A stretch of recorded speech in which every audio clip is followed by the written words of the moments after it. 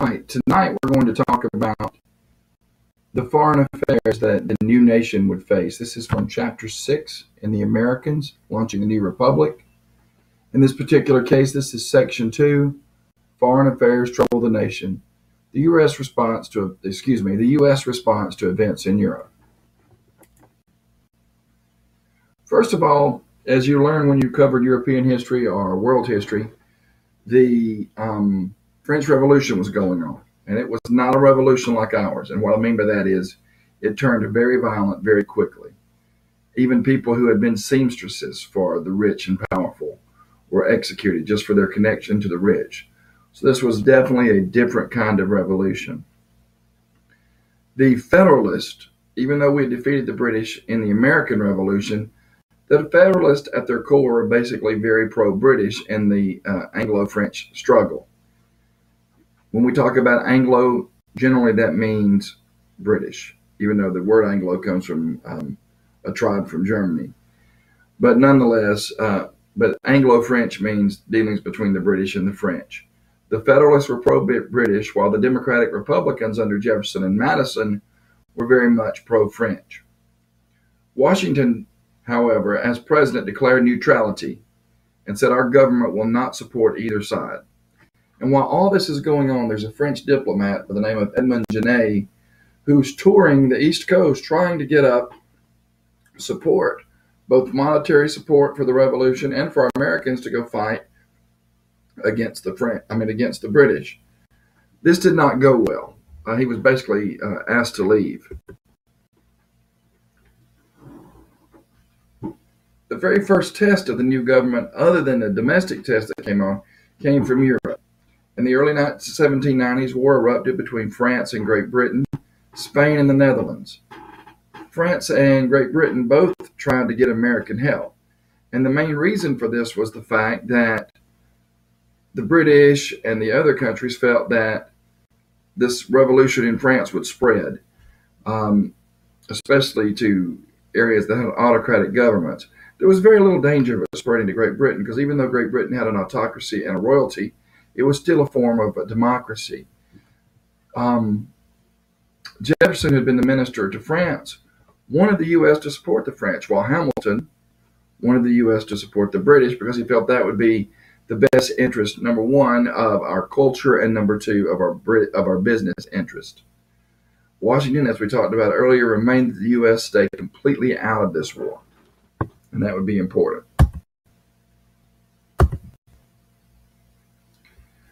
One of the things we needed to do, because the Spanish had, and they continue to do this, the Spanish had closed the port of New Orleans to American shipping. And not only that, the new boundary with Florida was under constant conflict, and freed slaves and renegade Indians were escaping into Florida. So Spain negotiated a treaty with Thomas Pinckney, who was the U.S. minister to Great Britain. Pinckney's Treaty of 1799, also known as the Treaty of San Lorenzo, signed, said Spain gives up its claims to the western U.S. Florida and the U.S. boundary set at the 31st parallel, and the Mississippi River was now open again to U.S. traffic. Native Americans, or as many of us call them, Indians, resisted white settlers. Native Americans did not accept the Treaty of Paris of 1783. They demand direct talks with representatives. They didn't want to be represented by the British or anybody else. In 1790, the Miami chief, which is today in Ohio, Little Turtle, defeated the U.S. Army. General Anthony Wayne was sent to fight the Miami Confederacy and defeated them at the Battle of Fallen Timbers in 1794. And the Miami Indians signed the Treaty of Greenville. And they got a lot less than the actual value for their land. And that was not uncommon when white people did business with Indians or Native Americans. Jay's treaty, Chief Justice John Jay made a treaty with Great Britain to try to calm things down, and this angered Americans. The British agreed to evacuate the post in the Northwest, the forts, but they could continue the fur trade.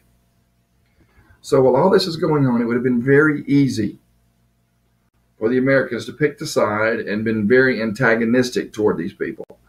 But instead, Washington and Jay and these folks insisted upon diplomacy. And a lot of people say that's a sign of weakness. However, diplomacy saves lives, and in most cases, it's by far the better option.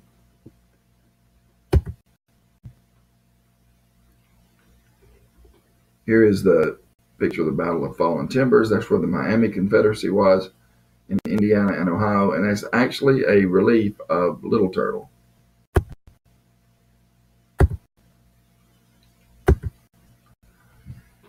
After his second term of office, George Washington did something that really upset a lot of Americans. He said he was not going to run again. His vice president, John Adams, was elected president, and Jefferson, a Democratic Republican, was elected vice president. And pretty much the South and the West voted for Jefferson, and the North and the Northeast voted for Adams. And much of this was a result of sectionalism, which is placing regional interest above a nation. Adams did his best to avoid war. The French saw Jay's treaty as a violation of the alliance that the French had signed with the U.S., and they began to seize U.S. ships. I say this is important because Adams viewed the fact that the French had overthrown their king, that we were no longer bound to the treaty that we had made with the royal government. And the XYZ affair also occurred during this time period. American agents were sent to France and to see Napoleon. And the French officials demanded a bribe to see the foreign minister. Once this got out, Americans were infuriated. This was humiliating. We've got to pay you money just to negotiate with you. And people decided it was about time to go to war with France. Congress created a Navy Department. Washington was called to lead the army. And an undeclared naval war rages between France and the U.S. for a couple of years. However, cooler heads would prevail. Many Federalists, like Adams, saw the French plot to overthrow the U.S. government. Federalists were suspicious of immigrants because many are active Democratic Republicans and some are critical of Adams. Much like today, immigrants tend to favor one political party over the other. Not all immigrants, but many. So Federalists pushed for a law called the Alien and Sedition Acts of 1798. And they said that to become a citizen, you had to double the amount of time it took to become a citizen. And if you criticized the government, you could be deported or put in jail. The Sedition Act actually fined American citizens for hindering or lying about the government. Obviously, this law violated the First Amendment to the U.S. Constitution and other articles of the U.S. Constitution. However, Marbury versus Madison hadn't happened yet, and the Supreme Court wasn't yet in the business of determining whether or not laws were constitutional or unconstitutional. Some Democratic Republican editors, publishers, and politicians were jailed. And Adams took a lot of flack for this. But for the most part, it was the Congress that had pushed these acts through. Jefferson and Madison authored what's known as the Virginia and Kentucky resolutions. And they said that basically the states could ignore these resolutions, and this is called nullification. States have a right to void laws deemed unconstitutional. Now, this will come back and haunt us later, because many states believed that they had a right to ignore federal law, and they believed that state law trumped federal law. On December 14, 1799, the first president of the United States died at his home in Mount Vernon, Virginia.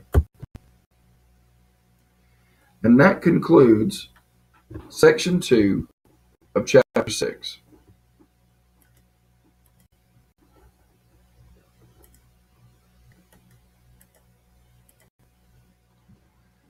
A little bit of technical difficulty here, so you get to actually see how